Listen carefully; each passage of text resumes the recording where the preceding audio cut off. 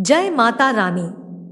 दोस्तों, आप सभी को आने वाले नवरात्रों की ढेरों शुभकामनाएं।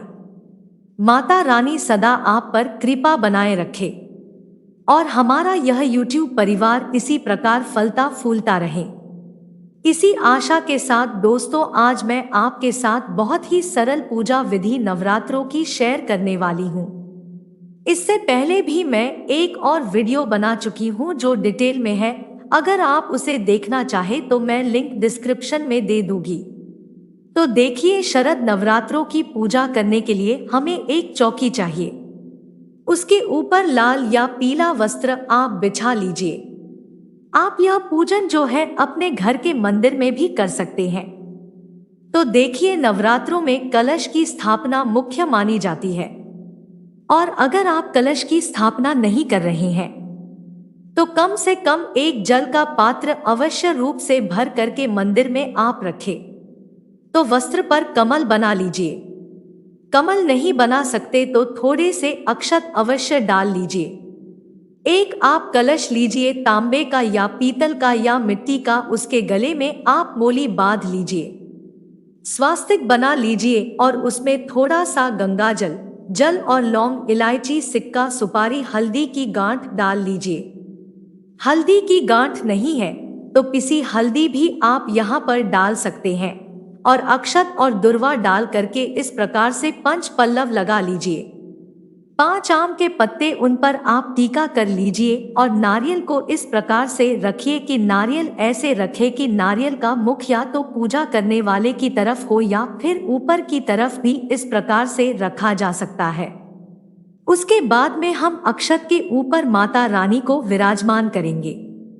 जो भी आपके पास फोटो हो, प्रतिमा हो, मूर्ति हो, उन्हें आप यहाँ पर विराजमान करिए।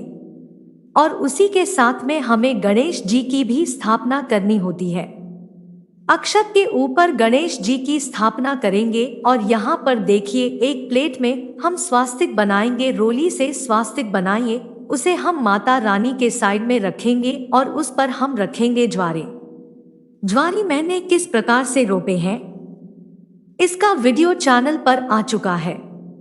आप उस वीडियो को देख करके ज्वारी लगा देंगे। अगर आप ज्वारी नहीं बो सकते हैं तो बिना ज्वारे बोए भी आप अपना पूजन संपूर्ण कर सकते हैं। और उसके बाद में हमने जल का छींटा देकर के सामग्री के ऊपर अपने ऊपर हमें शुद्धिकरण कर लेते हैं। सभी पर जल का छींटा दिया है और उसके बाद में हमने एक धूप दीप की स्थापना कर देनी है। और यहाँ पर दोस्तों, सर्वप्रथम हम अग्नि देव का आवाहन करेंगे। धूप हमने प्रज्वलित कर दीजिए। हाथ में कुछ अक्षत पुष्प लेकर के हम यहाँ पर अपने व्रत का संकल्प लेंगे। आह्वान करेंगे सभी देवी देवताओं का कि हम किस प्रकार का व्रत करेंगे और जो भी हमारे संकल्प में वही बोलेंगे। सभी को हम आमंत्रित करेंगे कि वह इस चौकी पर विराजमान हो करके हमारी पूजा सेवा स्वीकार करें। अक्षत पुष्प को हम छोड़ देंगे और फिर से जल का छींटा देकर के स्नान करेंगे। देखिए, यदि आपकी मूर्ति है तो आप साक्ष्य पंचामृत से भी स्नान करा सकते हैं। और इस प्रकार से स्नान कराने के बाद में हम गणेश जी को बस रूपी कलावा अर्पित करेंगे, जनेऊ और अर्पित करेंगे। जनेऊ नहीं है तो आप कच्चा सूत भी अर्पित कर सकते हैं।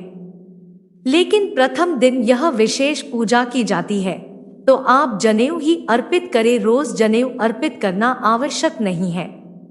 उसके बाद में गणेश जी को हम देखिए हल्दी कुमकुम से टीका करेंगे और गणेश जी का प्रिय पुष्प गुड़हल और दूर्वा अर्पित करेंगे। धूप दीप दिखा देंगे। ठीक इसी प्रकार हम कलश देव का पूजन करेंगे। नवरात्रों में विशेष रूप से हो सके तो आप कलश की स्थापना जरूर करिए। 33 कोटि देवी देवता इसमें विद्यमान रहते हैं। यदि आपके पास माता रानी की मूर्ति तस्वीर नहीं है तो कोई बात नहीं, कलश का भी आप पूजन करके अपनी नवरात्रे संपूर्ण कर सकते हैं। माता रानी का उसमें आवाहन कर सकते हैं और कलश को आप माता रानी का स्वरूप भी दे सकते हैं। उन्हें सजा सकते हैं माता रानी के रूप में। तो कलश पे हमने टीका करने के बाद में वस्त्र कलावा अर्पित किया है और यहाँ पर पुष्प अर्पित कर दिया है। माता रानी को भी हम टीका करेंगे। उनके जितने भी अस्त्र शस्त्र हैं सभी को हम टीका करेंगे। शेर को टीका करेंगे और फिर माता रानी को सिंदूर अर्पित किया जाता है।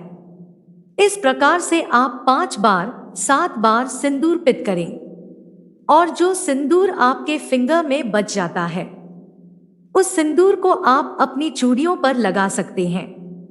अपने माथे में अवश्य रूप से लगा लीजिए। इससे तो ये माँ से सुहाग लिया जाता है। उसके बाद में माँ को हम अक्षत अर्पित करेंगे और माँ को हम चुन्नी चढ़ाएंगे। आप यहाँ पर चाहें तो देखिए श्रृंगार के सामग्री कर सकते हैं। श्रृंगार की सामग्री आप नवरात्रों में प्रथम दिन या फिर किसी भी दिन माँ को अर्पित कर सकते हैं। अष्टमी नवमी के दिन भी आप अर्पित कर सकते हैं, सप्तमी के दिन भी अर्पित कर सकते हैं। इस चुन्नी हमने माँ को उड़ा दी है। उसके बाद में हम माँ को धूप दिखा देंगे और ये जो हमने ज्वारी खेती बोई है इनका भी हम पूजन करेंगे और यहाँ पर दीपक का भी हम पूजन कर देंगे। तो बहुत ही सिंपल साधारण सी ये विधि है। माँ का जो प्रिय पुष्प है वो होता है गुड़हल का, यानी कि लाल पर जो भी हो माँ के प्यारे होते हैं। इसके अलावा जो भी पुष्प आपको मिल जाते हैं उन्हें आप यहाँ पर अर्पित कीजिए और अच्छे से फूलों से सजा लीजिए। तो बहुत ही सिंपल विधि आज मैं आपके साथ शेयर कर रही हूँ। और माँ को जो मुख्य रूप से मूक प्रसाद चढ़ाया जाता है वो चढ़ाया जाता है लौंग बताशे का, और इसके अलावा आप पंचमेवा का भोग प्रसाद अर्पित कर सकते हैं।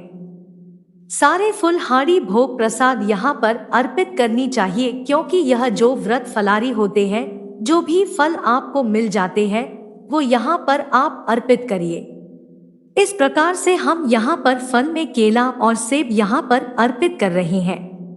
और इसके अलावा जो भी भोग प्रसाद हो वह आप अर्पित कर सकते हैं। ज्यादा कुछ नहीं तो 10 लौंग बताशे का ही भोग आप लगा देंगे तो इतना भी बहुत रहता है। फिर हम जल का भोग यहाँ पर अर्पित करेंगे। हो सके तो नवरात्रों की कथा आप यहाँ पर अवश्य रूप से सुने। हाथ में कुछ अक्षत लेकर के और नवरात्रों में हवन से किया जाता है जिससे हम अग्यारी कहते हैं ना, वह जरूर करनी चाहिए। बहुत ही छोटा सा हवन होता है। इसकी वीडियोस भी चैनल पर हैं, आप जरूर देखें। तो कपूर जला करके हम गाय के गोबर के उपले को सुलगा लेते हैं। उसके ऊपर कपूर जला करके हम अग्नि प्रज्वलित कर लेते हैं और फिर उसमें देखिए इस तरीके से आप गोले के टुकड़े चढ़ा करके हम हवन करेंगे। इसके बाद में माता रानी को लौंग के जोड़े अवश्य रूप से चढ़ाए जाते हैं। परिवार का प्रत्येक सदस्य ये लौंग के जोड़े अवश्य चढ़ाएं और इस पूजा को सभी जने मिल करके साथ साथ करें तो घर में बहुत ही ज्यादा शुद्धि आती है। तो लौंग और हम घी में डुबो कर के माँ का मंत्र बोलते हुए हम ये लौंग के जोड़े अर्पित करेंगे। साथ में बताशा भी अग्नि में जरूर दिया जाता है। घी में लगा करके आप लौंग बताशे को एक साथ भी इस अग्नि में डाल सकते हैं। और इसी के साथ में हम यहाँ पर सामग्री की भी आहुतियां देंगे। सामग्री कैसे बनाई जाती है उसके बाद में घी की आहुति देते हैं हम। बीच बीच में माँ के मंत्र बोलते रहेंगे। बहुत ही छोटा सा ये हवन होता है। तो हवन कुंड को हम थोड़ा साइड में रख देते हैं। उसके बाद में कपूर से आरती करिए। कपूर से नहीं तो आप दीपक से भी आरती कर सकते हैं। तो इस प्रकार से बहुत ही सिंपल साधारण माता रानी का हमें पूजन अवश्य करना चाहिए। यहाँ पर आप चाहे तो देखिए अखंड दीपक भी जला सकते हैं, नवग्रह की भी स्थापना कर सकते हैं। इसके बाद में हम सभी आरती लेंगे और यहाँ पर जल फेर देंगे आरती के ऊपर। और उसके बाद में माँ से अंत में एक क्षमा याचना जरूर करनी चाहिए, माँ से प्रार्थना करनी चाहिए। दोस्तों, नवरात्रों से रिलेटेड टॉपिक्स पर वीडियो चैनल पर आ चुके हैं, उन सभी को आप अवश्य देखिएगा। जय माता दी।